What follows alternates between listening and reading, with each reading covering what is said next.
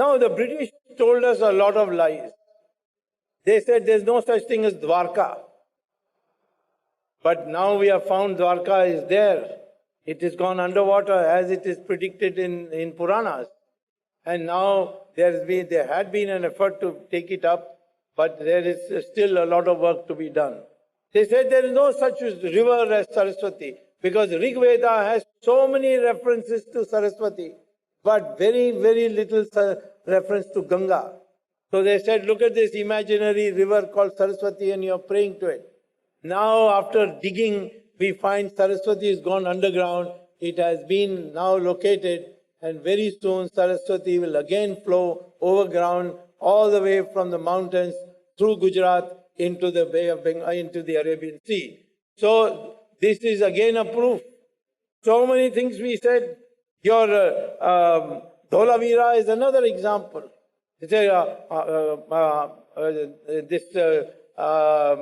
These excavations that have been found originally in now what is called Pakistan.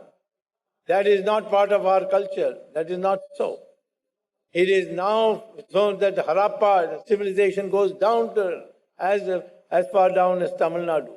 It was a civilization that because of the fact that the river changed course, these civilizations evaporated. They were part of our civilization. This has to be corrected now in our history book. Similarly, Ram Setu. When the British came here, they renamed it as Adams Bridge. And it was known as Adams Bridge in our book. Then one day, the government decided that they want to take ships not around Sri Lanka to go from Kanyakumari to Chennai, but go through the water between Sri Lanka and the Indian coast. But unfortunately, Ram Setu, or what the British called as Adams Bridge, was in the way. So they decided to cut through it. So Karunanidhi celebrated, he told the Muslim community, they demolished Babri Masjid, I will demolish Ram Setu for you. Well, he could not. He got demolished instead. So, what happened? They created a Setu Samudram project. And they wanted to demolish it. Many people went to court to try and oppose it, but the Supreme Court didn't agree. Finally, the Ashok Singhal of the Vishwanda Parishad and Sudarshan of the RSS, they came to me and said, you must take it up. And I didn't know how to take it up, but then I said, I believe in Lord Rama. If he wants to save it, he'll put it in my head how to save it. So I went to the court, and the court asked me, why have you come on the same matter? We have already dismissed it. I said, you dismissed it because you didn't accept the religious principle. I have come here to say that this project is going to cost 3,000 crores, only so that the ships don't have to go around Sri Lanka. I am giving you another project, which is put a railway line from Kanyakumari along the coast all the way to Chennai, and that is 600 crores as opposed to this 3,000 crores. So this is cheaper, and therefore the government should not use this expensive project, but use this cheaper project. And I won the case.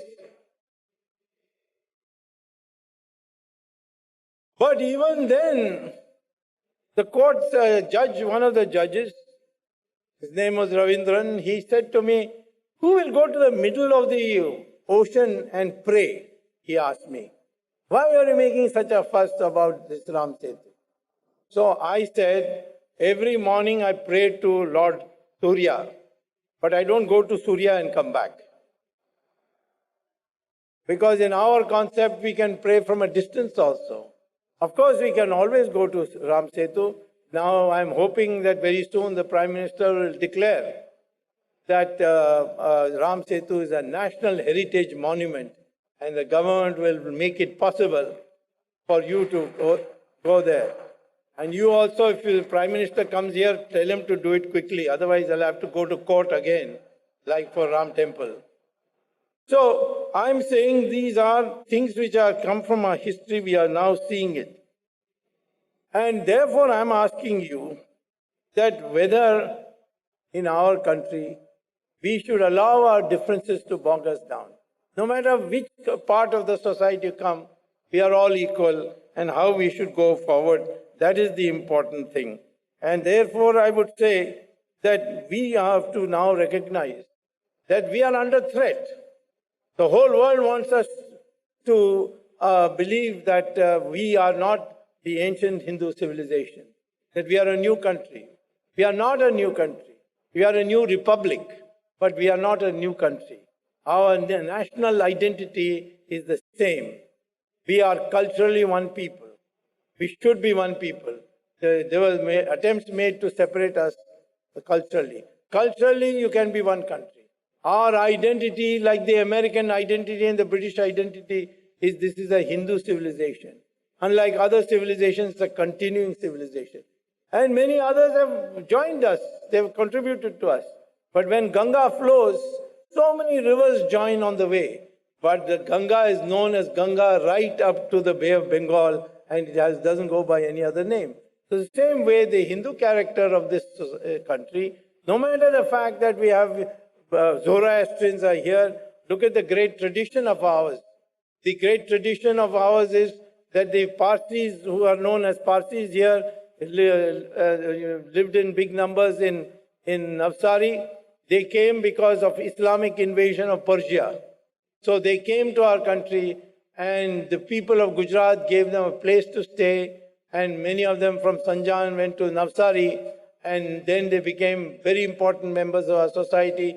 We have a Chief Justice we had a Chief Justice who was a Parsi, we had an Attorney General who was a Parsi, we had a Commander-in-Chief of the Army like Manik Shah who was a Parsi, we had Air Force Chief Pali Major who was a Parsi. We have Parsis everywhere, and they have flourished. And when the British came to this country and then were leaving, they told the Parsis, we want to give you reservations in the future constitution of India. We will ensure that we will speak to Gandhiji and see that Parsis are given like Anglo-Indians the reservation. You know what the Parsi community said? For 1,000 years the Hindus have protected us. We don't need you. You go back home. We are quite safe here. Similarly, the Jews, they came, they were cut, and horrible atrocities were committed on the Jews all over the world. But when they came to India, we gave them a place, we built them their synagogues, their temples in Cochin, in Bombay, and they lived happily here till Israel was founded, and then many of them went back to Israel. And Israel Parliament passed a resolution. And the first resolution they passed is, thank you, India, the only country where the Jews were not persecuted. And today we are giving lectures about, Hindus are intolerant, Hindus are this, Hindus are that, by all these westernized intellectuals of our country. So this is the thing that you have to learn. This is our history. We have treated our women the best in the entire history of any country. You find out what was the women's position. Mahabharata took place because one woman's sari was taken off. A war took place where entire country participated in that war, and those who were the perpetrators, they were defeated. What about why was Ravan killed? Because he kidnapped Sita, and Rama was a Raja. He could have married any number of times, but he married only once, and for her he went all the way to Sri Lanka and finished off Ravan and brought her back. Similarly, in other situations, you'll find women have equal positions. In fact, sometimes I feel women have got better positions. When I was looking at Brahma's cabinet, I found all the important portfolios were being held by women.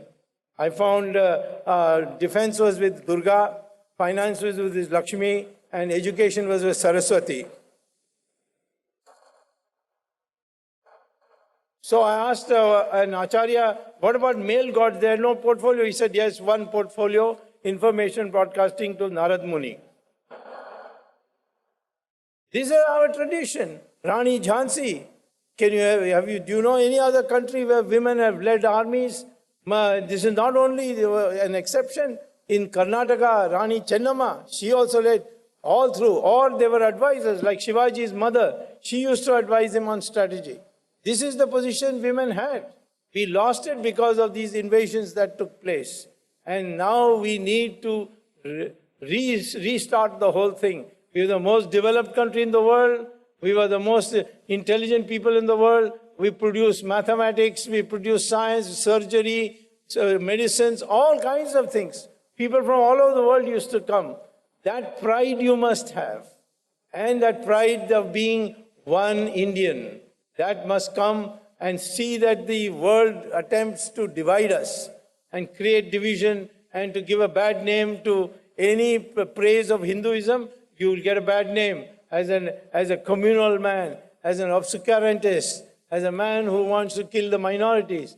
How can a country which looked after minorities, like the Parsis and the Jews and the Syrian Christians, why should we be doing this? Certainly, when we were attacked, we had to attack back. We fought. India is the only country which kept fighting till it got liberation. Take the case of the Parsis, the Zoroastrians who were ruling Persia. Islam invaded Persia and took over that country and converted 100% of the population to Islam. Only a few survived. They came to India and survived. Similarly, Babylon, Mesopotamia, these countries which are now known as Iraq, they in 17 years they converted the entire population to Islam. Egypt was converted in 21 years. The Christians converted Europe in 50 years to 100% Christians. But in this country, there was war was waged for 600 years with Islam and 200 years with Christians, so the British, and yet we are 82% Hindu. What does that mean?